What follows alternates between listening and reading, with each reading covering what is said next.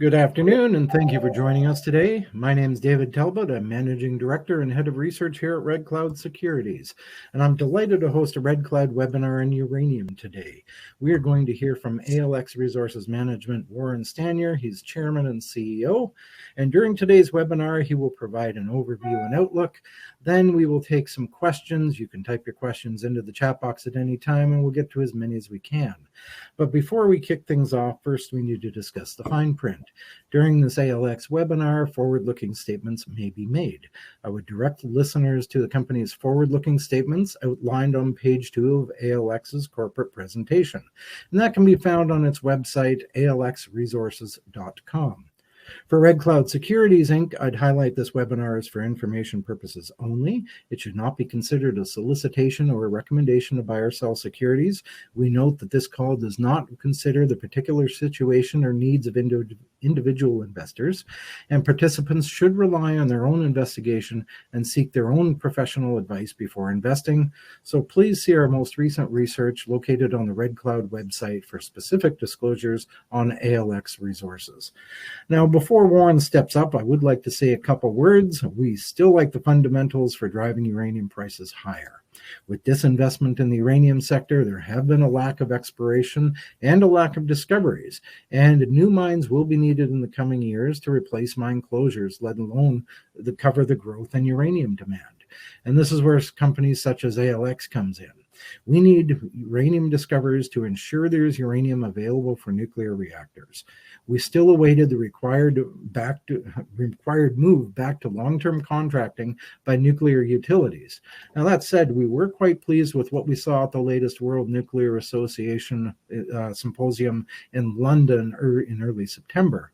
Fuel buyers certainly have become more active from Europe, the US, and even Japan, and a return to contracting is exactly what we believe is necessary to keep uranium prices moving higher. So with that, I now turn it over to Warren to update the audience on ALX Resources. Thank you, David. So ALX Resources, based in Vancouver, BC, we have our futuristic drawing here, pictorial. We've been very much involved in nuclear energy and exploration for uranium. You'll see I'm going to kind of skip through the bios, but we have a very, very well-experienced board and management and technical team in uranium. We've been looking at other metals as well because of some of the things I'm going to talk about today. And this is called Exploration for an Electric Future. Forward-looking statements, which will be posted on the Red Cloud website. Also, they're on our website. And all of our QPs are listed there that have contributed to the disclosure. So who we are, we're the result of the business combination of Lakeland Resources and Alpha Exploration. Alpha Exploration, Inc. was a spin-out from the $189 million takeover of its predecessor, Alpha Minerals, by Fission Uranium in late 2013. It was a wonderful time when you're involved in a discovery, and we were a 50% partner in the Patterson Lake discovery, which is now the Triple R deposit. And it's my belief that that discovery led to NextGen finding Arrow on trend, and also helped PurePoint and others, including Denison, coming in, and I'll show a property a bit later with one of our properties, the Hook Carter project. All of these lie on the same trends, and there could be more deposits. So far, we have found 2 that can be called deposits. So ALX explores for prospective mineral properties in Canada for uranium, lithium, nickel, copper, and gold. I won't go through this in any great detail. All of these bios are available on our website in greater detail. We're trying to put them and fit them on a page here. But as you can see, there's a lot of experience from myself, Jody DeRouge, David Miller. We're all directors with the company. We've all been involved in uranium for a very long time. Jean-Jacques Gautreau, he's our guy that knows all about the fuel market, lives in France, worked for Orano, and I think he still may consult to them, I'm not sure, but he's still got strong ties to the uranium fuel sector. Howard Hogum, a businessman based in Vancouver, has a lot of contacts in China, for example. Patrick Graining worked for Strathmore and the predecessor of Fission Uranium as CFO. So he's well versed in how a public company runs.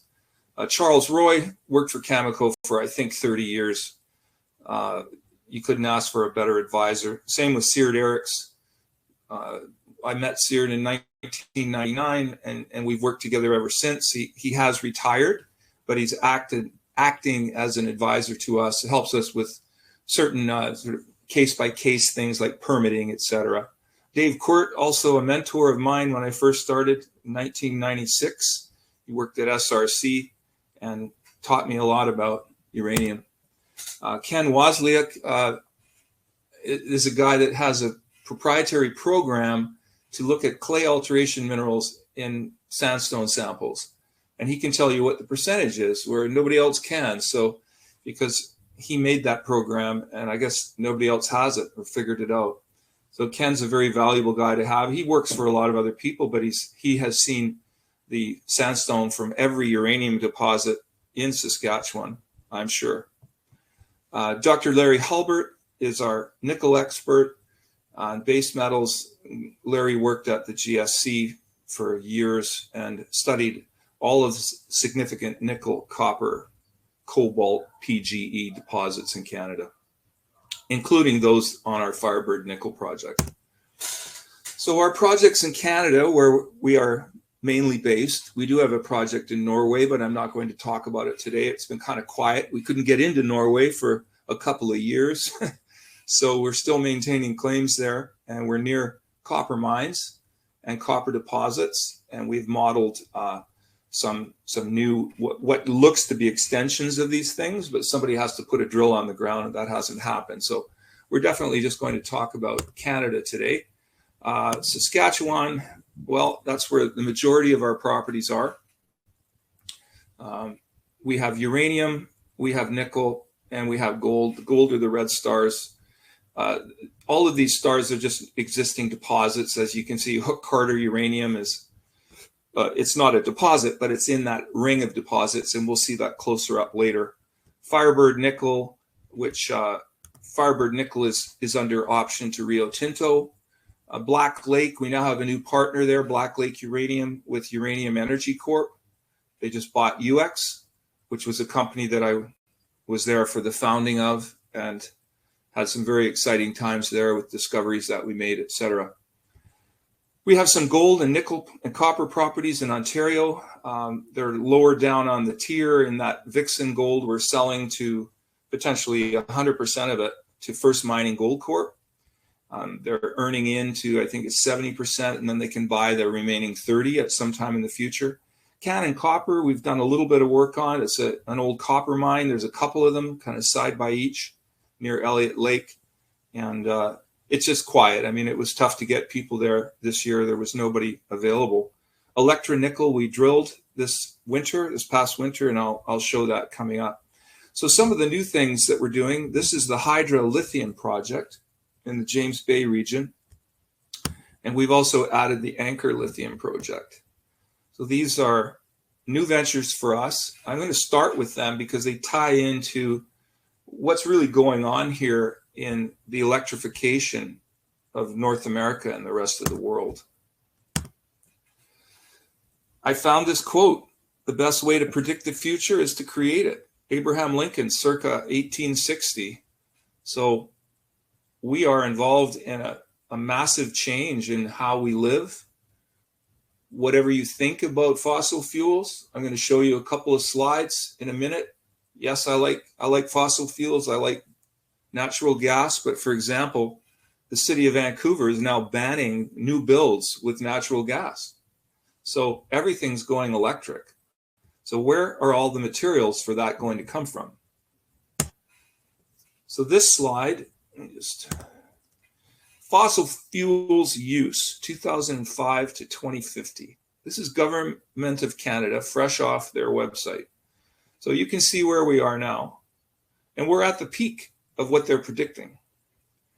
So in a matter of 7 years, 8 years, they're expecting that we'll use 20% less Another 10 years, 45% less. Another 10 years, 62% less fossil fuels use in Canada. I mean, that's going to be across the board, across the EU, the United States, maybe a little more in the United States. But this is what we're looking at. So the demand for electricity, also from the government of Canada, 2005, 2010, pretty flat. All of a sudden, things start creeping up about 6-7 years ago. Then 2020, now we're moving. Now this is not moving quite as much. This is the residential use of electricity. So maybe people are, you know, their dryers don't use as much or whatever, or they're more prudent about how they use electricity. But the big ones are in transportation. And so this is a 47% jump from 2005 to 2050 is the government's estimate. And the majority of that is here. And that's in hydrogen production. And I guess we're going that way too, because our government is signing deals with Germany on hydrogen. But this one here, electric cars and trucks, that's a big boost. So that puts us from the 550 terawatts hours up to 800 by 2050. So this is what we're talking about. Where are the materials going to come from for that electrification, for the devices, the vehicles? So Canada and the US have started a critical mineral list. This mineral list, I don't know how many are on there. Let's say there's 20, 25, 30. I've bolded the ones that ALX is going to be looking for in the next few years. So obviously uranium, nickel, copper, cobalt, that's what we're traditionally known for. But now with lithium, tantalum, cesium, or LCT, you put them in the order that LCT is the pegmatites that people are looking for now in Canada and around the world. So there's a joint action plan to develop a reliable integrated supply chain for critical minerals. And that was set up in 2020, and they keep doing new papers on it. This is real. This is part of the electrification process. So we have to recognize it as explorers. I mean, you have to understand that there's materials and commodities that weren't required before that will be, or they are now, and they will be even more. So in that is lithium. I could show charts on everything, copper, nickel, but this is the one that's really taken off. It's really helped the junior mining sector. Nickel is obviously part of batteries as well. So passenger EVs are the biggest contributor to this graph. And of course, we see it everywhere. I mean, in Vancouver, you see a Tesla about every 30 seconds now. So here's something about the new lithium exploration properties that we've obtained and acquired just by staking, just in the last 3 weeks or so, 4 weeks. First of all, a little bit about lithium. I have had some experience with it in another company going back about 7 years. So this is all well known to me. I mean, we have 3 kinds of lithium deposits. We have the hard rock. This is Greenbushes in Australia. Brine deposits. This is some South American salar where they're harvesting the lithium out of these ponds. And clay deposits, which say about 7 years ago, no one was really making any advances in how clay or lithium could be removed from clay. But now with new technologies and people persevering, just like Thomas Edison and the light bulb, like someone like Cypress Development down in Nevada, they're getting a product 99.9% pure out of this kind of clay stone. So things are changing. For the longest time, it was hard rock only or evaporative ponds. And for example, this is an aerial view of North America's only operating lithium mine in Silver Peak, Nevada. This is about 5 square miles of ponds. It's been there since 1966. It's produced every year, never shut down, very high grade of lithium, very pure. It's the only mine that is presently operating. So where should we go look for more lithium? Well, we looked at the James Bay area first, and that's our new hydrolithium project. This is a picture I took from Galaxy Resources 43101. This is typical of a pegmatite outcrop. Whether this one has lithium in it or not, I should assume that it does, but this is very similar to what you see throughout Canada, northern Canada. And I'm not sure what it looks like in Australia. I didn't go that far because I'm a Canadian and I'm looking here. So we staked projects in the James Bay region, which for years I always thought that James Bay was this horribly remote place because I live on the West Coast and I don't really understand what's going on in Quebec. I mean, I would see the James Bay project and they're selling power to New York and all that, but this is what got my attention, is the roads. I'll get these roads. This is priceless. If you're going into remote areas and you've got that, well, there's nothing else like it. It's similar. It reminds me of what happened in the Athabasca during the Cold War when they built these very long roads up to the uranium field so they could get uranium for nuclear weapons and reactors. This is an incredible thing. It's because of the hydroelectric project. So here's La Grande 3, La Grande 4. This is La Grande 3, and we happen to have claims right beside it, right up to it. And some of our claims have certain restrictions where we'd have to apply for permission to go on the ground. Obviously, they don't want people, running around on their sort of buffers, but we staked as much as we could where we found certain anomalies. There's 3, just going back a couple here, there's 3 lithium deposits that are well known in this area. And of course, they're close to the roads. The James Bay, the Rose, and the Whabouchi. Some of them have had their difficulties. Again, I think processing metallurgy is improving all the time, but 40 million tons of 1.4% lithium oxide owned by Alchem, formerly Orocobre. They have properties down in South America, for example. Rose, an Australian company, lower grade, 26 million tonnes. So that's 0.87% lithium. And there's tantalum as well. As I mentioned earlier, lithium, cesium, tantalum, LCT. And Whabouchi, this is the one that Nemaska, as I understand it, was going to produce from. And they ended up in trouble and there was some issues with their cash flow and it all shut down. But whether or not it'll start up again, I'm not sure, but it's a big deposit and it's high grade. So it's a question of management and the price, because what's happened, the lithium price has gone from $6,000, $7,000 a ton in 2015 to $50,000 or $60,000 US per tonne of lithium carbonate equivalent. So it's up basically 8-9 times in the last 7 years right now. So how did we pick our projects? Well, we did an examination of lake sediment data. What we have here, this is the Echo project up by La Grande 3. And this is obviously a big lake. These are lake sediments, so we don't stake the lake itself, but we're seeing enrichment in lithium that's running off into the lake. So the potential for a source on our property is pretty good. Also, here's a cesium anomaly. We still have more work to do on digital elevation models to understand how things are moving, but the cesium is moving that way. Lithium is moving throughout the property. We have to get on the ground and see what we've got. Similarly, the Nike project near La Grande 3 as well. And there's lithium draining into the lake. So is there a source on our property?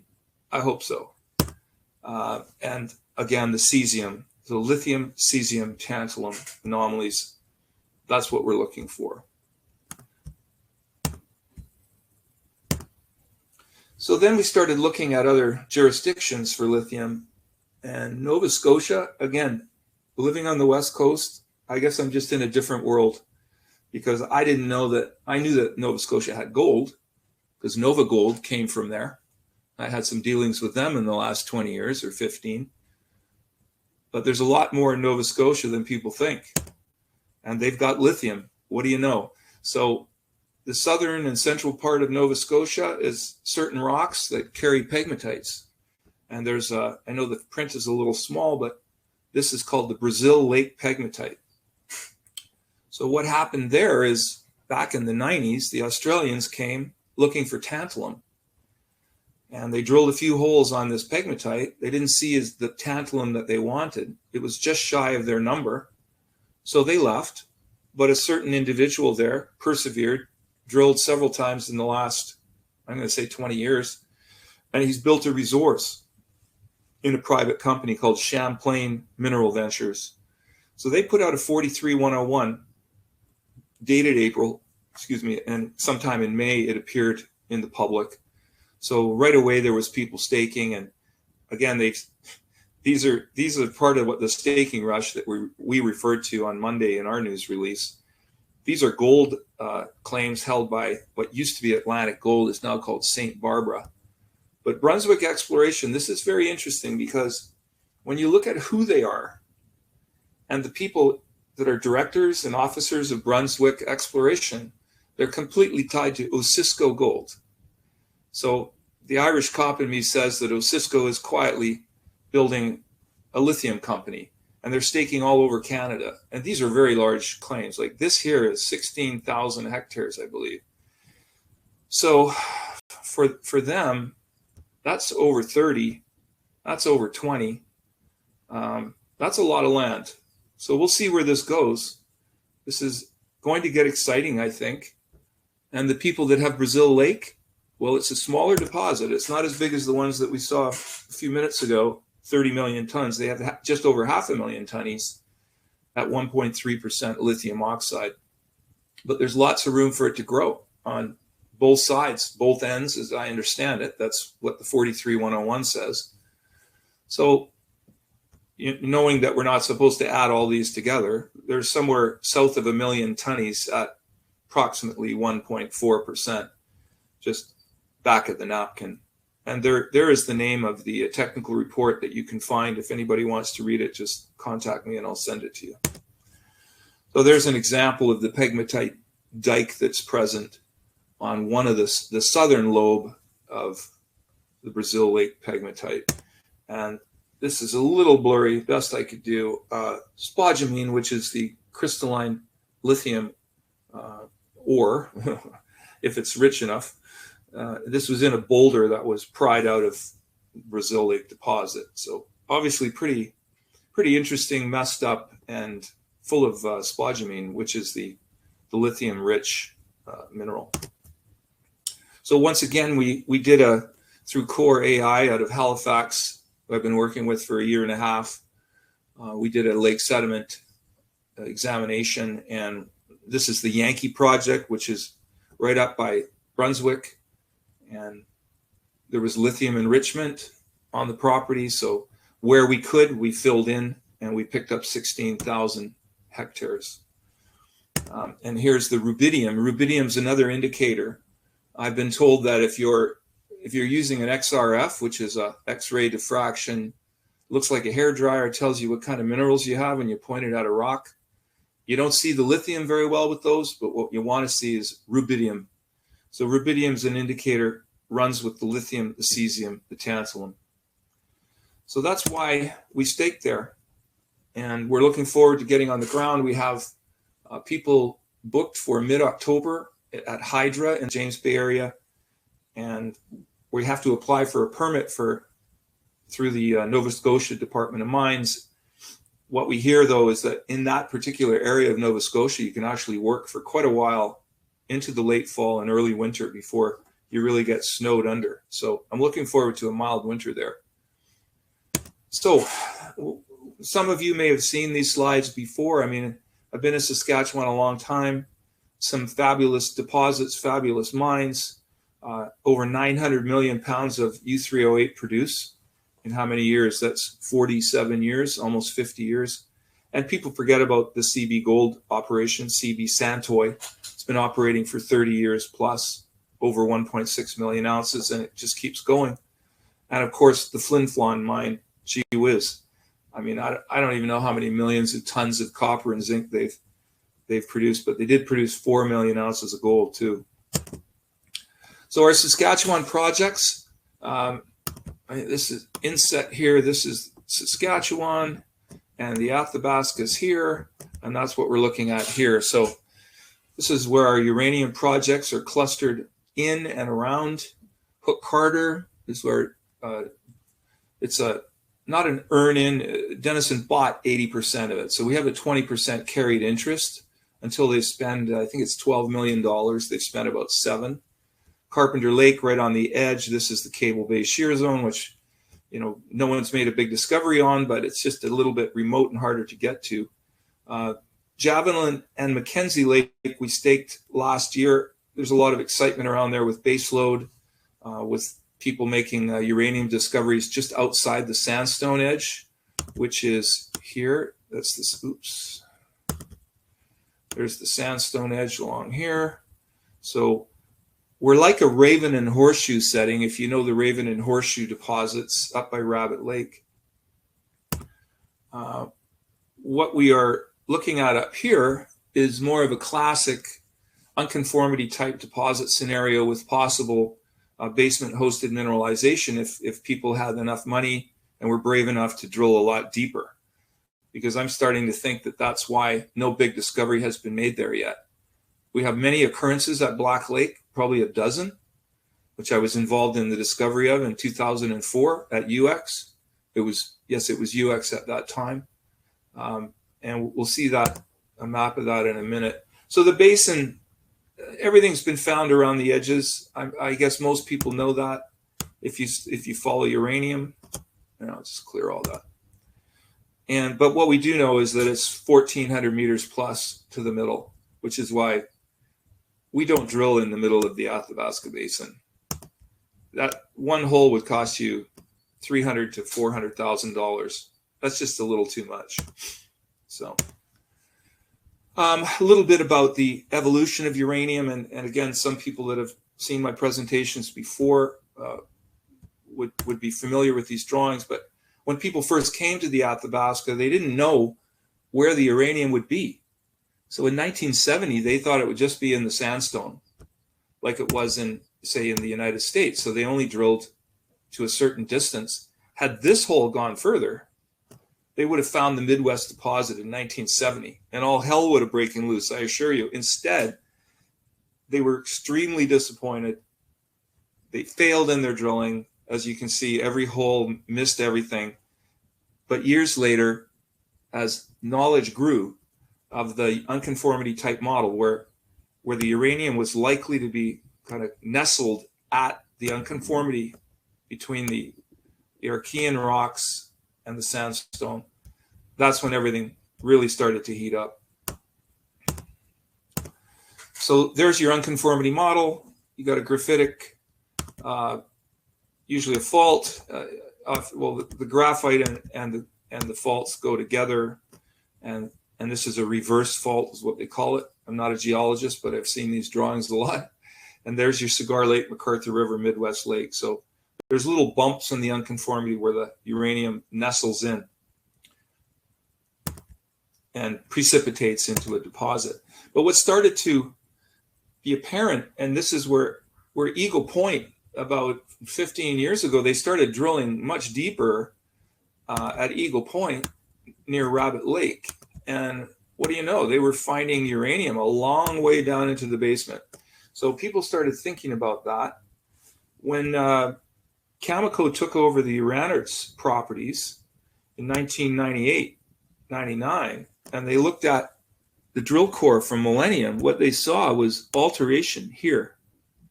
So Uranerts, the Germans, had been drilling a certain distance into the unconformity, which was, the norm was about 100 meters, maybe 120, but Millennium is deeper than that. That's 100, so that's about 200. It's about 150, 60 meters. So people were, again, just kind of missing it, and that's about 80 to 100 million pounds. I'd have to look up the number, but this is where the basement hosted model. See, here's the drill holes from the past, and they weren't going deep enough to find something like this. So in our portfolio, we have some unconformity type deposit models that we're looking for. And one is here at the Sabre project. I gave a presentation through Red Cloud a few months ago on this. We were stymied for months. It took us 120 days to get a simple prospecting permit. There was kind of a hiccup on the government side. And obviously you have to engage with First Nations. So the Sabre project is something that I have a kind of a personal interest in, because years ago, right about here, I was involved in the discovery of some uraniferous phosphatic boulders. And that's what led to a deal with Cameco. Just happened to walk over them and the scintillometer went, woo! So, okay, there's a bunch of them on this property. And these red dots and red diamonds here, oh, sorry, I'm trying to draw for you. These are boulders that were radioactive. None of these have been traced to a source. But when you see all the structure that's going through, and where you see where these intersections are, and we know that the glacial direction is pretty much straight across, maybe it goes like that in this part of the basin. I know further to the east, it's just 270 degrees, straight across east-west. We're trying to figure out where this stuff came from. So back in 1979, a company called Marline Oil went on the ground. They were probably the first people there to really poke around with any detail. They've made some nice reports. They found these red hematitic sandstone, which exhibits anomalous radioactivity. And here's a close-up. There's the scintillometer of the day. It looks like, I don't know what it looks like. It looks Soviet, you know. They're a bit smaller now. Let's see. So we've got people on the ground right now, either this afternoon or tomorrow, looking for these things, digging out these trenches to the maximum, getting down to the bedrock, and looking again for these, because what we want to do is run them by a certain scientist, Dr. Kevin Ansdell, who works with the University of Saskatchewan in Saskatoon. And he has studied these types of things before, and we want him to look at these rocks. If we find these radioactive, hematitic, phosphatic rocks, why are they there? Well, in the model that was actually proposed by one of our consultants, Dave Court, back in '84, and he must have been about 12. But what he's seeing and proposed with another fellow, Hove, is that this is 1,000 meters. So if you have a hydrothermal event and you've got ore or a deposit, sorry, when I say this, I'm not, this is the uranium mineralization. This is 1,000 meters. So what you see here is a halo of where phosphate would come out and rare earths. So because it's simply cooler, and Kevin has told me, looking at some of the samples that we found over by Rio Lake, that those samples, he couldn't prove it because his equipment wouldn't let him, but those samples had crystals that were formed at 100 degrees centigrade, and they're right on surface. So that means, if he's right, that this water came up and it's cooling from 225 to 100. And that's why, if he's right and we're right, that there's something big potentially, and that we're just seeing the top of the whole system. So that's why I like Sabre. So we went there last year. It was more of a meeting with the Fond du Lac First Nation. We looked around at some of their areas that they want protected, whether it's a fishing cabin or, you know, whatever they are. We're not privy to all the information, but so far everything's been going well in that area. We have an intermediary that we deal with, the Yethe Nene Land Resource Office. So we eventually got our permit. So what we have to do next is this, okay, permits received, prospecting and sampling. We got 3 guys on the ground and 2 strong backs pulling rocks out of the old trenches that were all filled in. Airborne survey, not this. This was from last year just for the site visit, but a deep penetrating airborne survey, because we're slightly over 300 meters to basement in this area where the conductors would be likely to be. like what we saw in the unconformity model. And so you need something like this. This is called HeliSAM. You put these sensors on the ground and you fly around above them with loops, wire on the ground, and you can see a long way down, like 800 to 1,000 meters, we think. Okay, Gibbons Creek, I'm going to go a little bit faster here. This is a boulder from 2013, 2014 that was found at Gibbons Creek. It was obviously well mineralized and radioactive. Again, you're always trying to find out where did these come from. So this is the town of Stony Rapids, right here. The Black Lake Denisoulin First Nation in this area. There's a bunch of drill holes here from the past. There was one that Lakeland drilled that got 0.13% over about a meter. What we tried to do this year, what we did was find a conductor that's parallel to the whole system at Black Lake, which is mineralized. Black Lake has at least a dozen occurrences along this conductor. So if we have a parallel system, we did some work on it. It's called SGH. This is just the mag. So you're seeing a big mag high. This conductor sat in a mag low, which is, sorry, this is the mag highs. This is the mag low, this blue area, and that's generally where uranium is found in an unconformity style deposit. So we focused on the zinger. We did an SGH soil survey over it, which is spatiotemporal geochemical hydrocarbon. That's actually how it's pronounced. We did get a couple of anomalies. We didn't find exactly what we were looking for. We did see uranium remobilized. There's some interesting alteration. One of the holes, number 3, that was under the power line, so we couldn't really get a good look at the airborne conductor. We saw part of it. Anyway, the winter road started dying on us at the end of April. So this is frustrating when you see that you were this close to hitting the target that you wanted, which is either here or both. So this is the downhole that we did. The borehole said, oh, had you gone another 30 meters, we couldn't, because there was already 6 inches, 8 inches of water on the winter road. It was time to go. And that's what it's like working in Canada. This is the Hook-Carter corridor, which I'm sure everyone is familiar with. We have these numbers are small. There's the Triple R deposit, the Arrow deposit. So here's the Patterson Lake corridor going through here. It goes through the Hook-Carter property. Plus there's another Carter corridor that's really untested.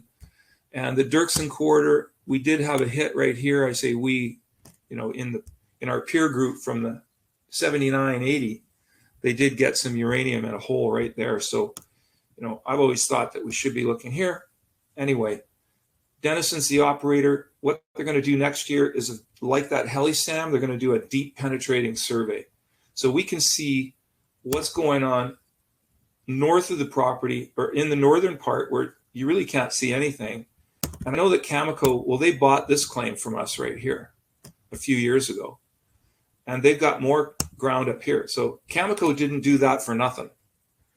There's a reason why they're in that spot. And some geologists believe that the concentration of uranium in an unconformity type deposit can increase based on depth. So you have your Cigar Lake at 400 meters to 450. You have McArthur River at, I guess it's up to 600, 550 to 650, some going into the basement. So what's up here? Maybe a mother lode. Because Arrow was found because the Australians, the geologist, he drilled 300 meters into the unconformity. And that's how Arrow was found, right there.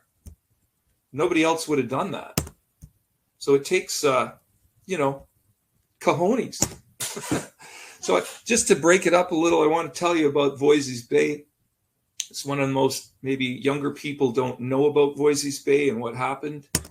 But in 1993, some geologists were flying over Discovery Hill. They stopped. They thought, wow, this is interesting. It's a Gossan. Looks to be mineralized. They chipped away at all the rusty stuff and got down below. And what they found was 2% copper, which they thought was pretty good. But they never assayed for nickel for 6 months. So they got the nickel assays, and then all of a sudden they're going, wow, we got nickel too. They didn't get them till August of 1994. And then when they ran a geophysical survey, the whole thing wouldn't register. It was like, what's wrong with this device? Is it broken? This is what happens in exploration. Things don't go exactly as planned, or people don't recognize something important at the time. But if people believe and persevere, then they keep going. So they kept going. And the second hole that was drilled, whoopity-doo-dah, it was like, yeehaw, 71 meters at 2.2% nickel, etc. Inco buys diamond fields for $4.3 billion, the equivalent of $156 per share, which was about 30 times what it had been trading at prior to the discovery. And here's just a quick look at all the deposits they found. So the ovoid, that was the really sexy one, because they would drill 100-meter holes here and they'd get 3% nickel from top to bottom. I mean, it was incredible. And then they gradually found, the Eastern Deeps, Reed Brook. But this is the spot where they started. And they never even mined there because it had less nickel. Okay, that was obvious, or they would have figured it out sooner. So in our nickel portfolio, we have Firebird, which is under option right now to, we'll get rid of those, to Rio Tinto, Exploration Canada Inc., and we have Flying V. So at Firebird, we drilled 3 holes last year that Rio Tinto funded. Actually 4. One of these was a miss. That happens. You do your work, you drill, you miss by a little bit, you put down your borehole tool, you go, oh, we got to aim it just over there. So that's what happened here with holes 2 and 3, I guess. What was, a little deflating is that, yes, we found sulfides, but we didn't find a strong nickel. But I think that the potential obviously still exists, because there's this stuff on surface that we picked up in 2019 before the Rio Tinto deal. It's 3% nickel. It's shiny as all get out. And that's what you want. That gives you the belief, the faith that you're going to find more of that. You got to find it at depth, whether it's 50 meters, 100, 150, maybe 200. But, you can't go that much deeper unless you're in Sudbury, unless it's super rich. So we did find sulfides in 2020. The best part of this interval was 2 meters of just under 1% nickel and almost 0.2% copper. So we know that the mineralization is there. We had 20 targets from the VTEM survey that was flown, and so far only 3 of them have been drilled. And that was flown in 2020 by Rio Tinto, with them funding it. So recently we did the same thing. We flew a VTEM survey over the Reeve Lake project, over the Flying V, which we used to call Reeve Lake, because there was a nickel showing here. And we've got a gold showing there. We have another nickel showing here that people poked around in. But this was interesting. We found a new conductor no one had ever seen before. So we sent our guys out onto the ground. And lo and behold, we found this, which we just announced this morning. And I find this exciting. Right now, we don't know exactly what the mineralization level is, but it shows that our process works. We find conductors, we go on the ground, we look for the surface, along the surface trace, and I talked to the geologist, said, well, Warren, I was in one part of that conductor trace, and all of a sudden I heard somebody yell, hey, come on over here. And so this is what they found. So I find that exciting, and we've got the samples in at a rush at SRC, Saskatchewan Research Council in Saskatoon, and I'm looking forward to what those results are. We know that there's high-grade nickel on that property already. So what this is, we'll find out soon enough.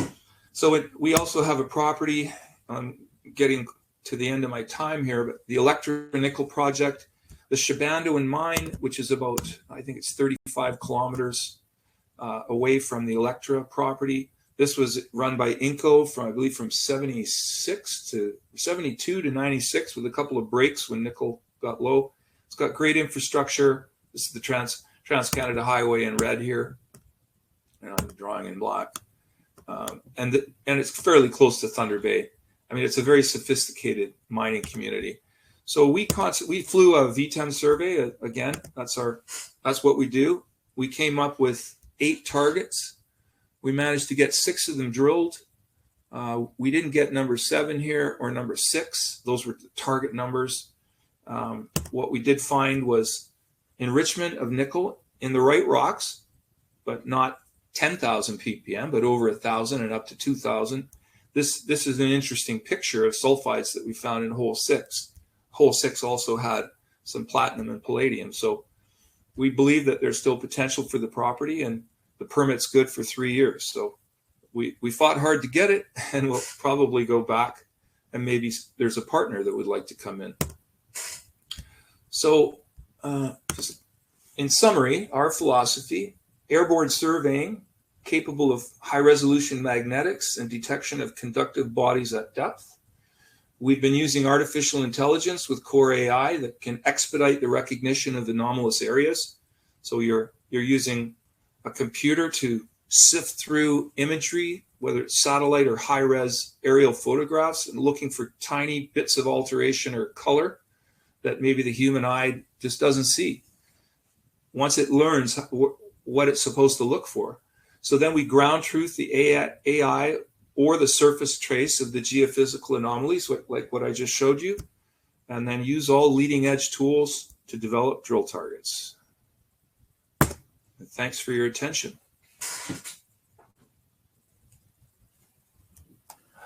Great. Thank you very much, Warren. Lots of detail in that presentation. So, and as always, you go into some of the geology that some of us like to see anyways. Well, so reminder, anybody on the line, you can type your questions into the chat box at any time, and we'll get to as many as we can. We've got maybe about 10 minutes, 10, 12 minutes left.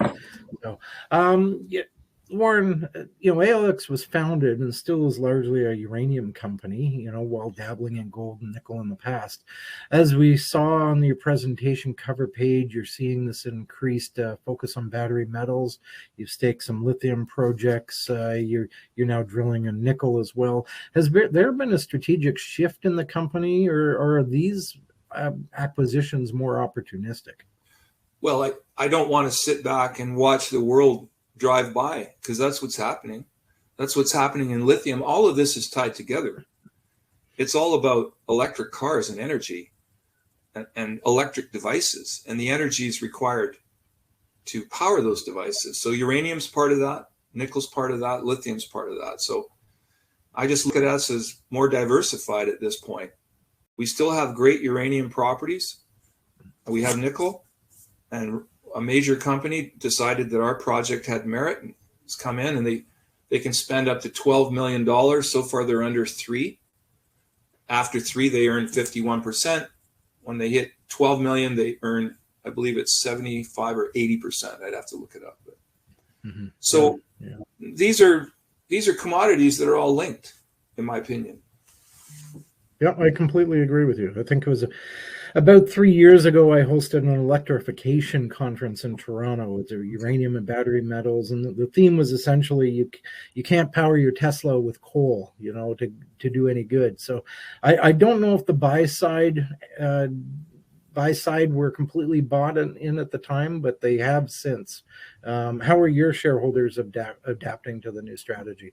I think we have different groups of shareholders. We have people that only wanted us to do gold, and gold, of course, when you find gold, like we did at Alligator Lake, and you could see it in the drill core, that's exciting, but the price is not that exciting for juniors. It's okay if you're a producer and you got an all-in sustaining cost that's $1,000 or less or whatever, $1,100, then you're making money. But that's the rest of us would just be spending money to find it. That's why we sold Vixen to First Mining Gold. As far as the lithium, well, this is brand new, but how can you ignore the success of someone like Patriot Battery Metals? And I didn't mention them as one of our neighbors there in James Bay. Also, Harfang, I had a little post-it note here. Harfang reported today they've been after gold in the James Bay region where we are, and we're contiguous to them. They found some pegmatites. So we're going out in a couple of weeks or less, 10 days, we'll be on the ground looking for pegmatites and seeing if they're present on our new properties. And the same in Nova Scotia. So where that goes, I don't know. But if we hadn't acted, we wouldn't have any ground. It's all being staked everywhere. Yeah. So your move to the east to get those lithium projects is really not a decision to diversify out of Saskatchewan. It's more a matter of being where lithium exists. I looked in Saskatchewan for lithium pegmatites, and I was told that if they're not LCTs, then they don't have the lithium, cesium, tantalum. They don't have the metallurgy that you can actually extract from. And so I'll go with that. You know, people smarter than me tell me things, and I nod. Right. Now, it's obviously early. You know, you're still looking for confirmation there's lithium on the project, let alone pre-resource. So if you do come across a significant enough lithium deposit, would your desire be to do a spodumene concentrate, or would you want to go all the way to lithium hydroxide or carbonate? I mean, probably a concentrate. I mean, you've got these great roads. If you had some kind of a concentrator on site, and you're in kind of in synergy with some of the other people, like if Patriot gets that far, if some of these other deposits that are now currently for sale, if they come online, like James Bay lithium deposit, I've heard is for sale for hundreds of millions of dollars. So if someone buys it, then that's going to spark more interest. So as far as I think there could be a regional processing facility, for sure, because the roads are so incredible. You can drive a truck anywhere. At least, you know, most of our projects there are right on the roads. The one we call Volta, that's north of Patriot, and Patriot's off the road as well. So I guess if things really get going, then a little winter road or some kind of an all-weather road might be built to connect to the hydro roads. Yeah, and Quebec, like Saskatchewan, is a top mining jurisdiction in the world. It sure is. Yeah, I'm just so pleased that we're there. Saskatchewan is getting more difficult for permitting, as I kind of mentioned earlier, and Ontario is difficult for permitting. Don't expect to get a permit in Ontario within 4 to 6 months. Just don't. Okay. And you can miss your winter and you know that's the problem. Yeah. Now that Nova Scotia lighthouse picture looked familiar, it looks like Yarmouth. So, you know, what are you seeing in Nova Scotia that has you essentially staking out east? It's the grade. If these things were under 1%, but when you have 1.4%, 1.3, 1.4, these are the same grades as what you see at James Bay. I think that's worth looking at. And that's what we do. I mean, we look at opportunities. We stake ground for hopefully not much cost. Go out, look for the surface expression that we need to find, and maybe we'll find a pegmatite dike that's a kilometer long and put a hole in it. It's 50 to 100 meters down, you know, or more. Right. That's what we're looking for. Okay. And uranium, that's been your bread and butter in the past. So I'm assuming that ALX is going to continue searching for basement-hosted deposits for the most part. So in and around the margins of the basin, you think? Certainly at Javelin and Mackenzie Lake, we have that potential because we're close to people that are successful outlining that. 92 Energy baseload, they're side by each there near us. I think we border on one of them. So we stake the ground during the staking rush. Again, if you don't stake, you're just waving at everybody as they drive by. So I'm not going to do that. I'm going to get involved. I'm going to stake. Right. Okay. So, and is there? Sorry. No, we still are chasing the massive high grade unconformity as well, the type deposit. We'll see how that goes with Sabre because I think that has a chance, and so does Gibbons Creek. Yeah. So does Black Lake. often looking for one leads to the other. So is there a specific project in the basin you'd consider your flagship, one that might have the greatest chance of discovery and worthy of more aggressive exploration at this point? Well, hook harder, except we only have 20%. I mean, we're online with a bunch of other, it's the kind of 20% is enough to be a problem for the company that owns 80. With all due respect, David Cates, if they make a discovery, that's going to be good for us. We always used to call it our flagship, but we sold the property for $4.5 million worth of their stock for 80%, and that funded us for 3 to 4 years, as well as minor flow-through financing. So I would like Sabre or Gibbons Creek or even Black Lake if Uranium Energy Corp wants to get back in there. They own 51%. We own 40%. Orano owns 9%. Is there something there that we've all missed? Do we have to drill deeper? Is there a basement hosted deposit that, just like the diagrams I showed, we just didn't go deep enough to find back in 2004, 5, 6, 7, 8? Maybe. Yeah. Okay. So it sounds like, there's gold, there's perhaps 3 or 4 uranium, a couple lithium, and a couple nickel projects here that require financing. What's your treasury look like, and what sort of budgets might you expect over the next 12 months or so? Well, for the next few months, we're looking at prospecting only. We don't have any drilling plans for this winter. After last year, it was one of the most horrible winters I've ever been involved in. For the cold weather, the amount of snow, it was really, really tough to get work done. And it was hard on morale, and people wouldn't show up and all these things. So, I would like to drill at Gibbons Creek maybe next summer, where we can get out on the ground and we don't have to deal with all that winter stuff. Sabre is a little different. Maybe we find a partner for that, because to do, ideally, you'd want to do helicopter drilling there, because you just zip in, zip out, like what we're doing at Firebird and what we would do at Flying V. Yeah. No, it's been a couple of rough winters in a row. I think the year before that, it was, late freeze up and early thaw. So right. And this year was just brutal for cold and snow. I mean, when you get to a drill project and you got 4 feet of snow, it's a lot different than 2 feet or 18 inches, believe me.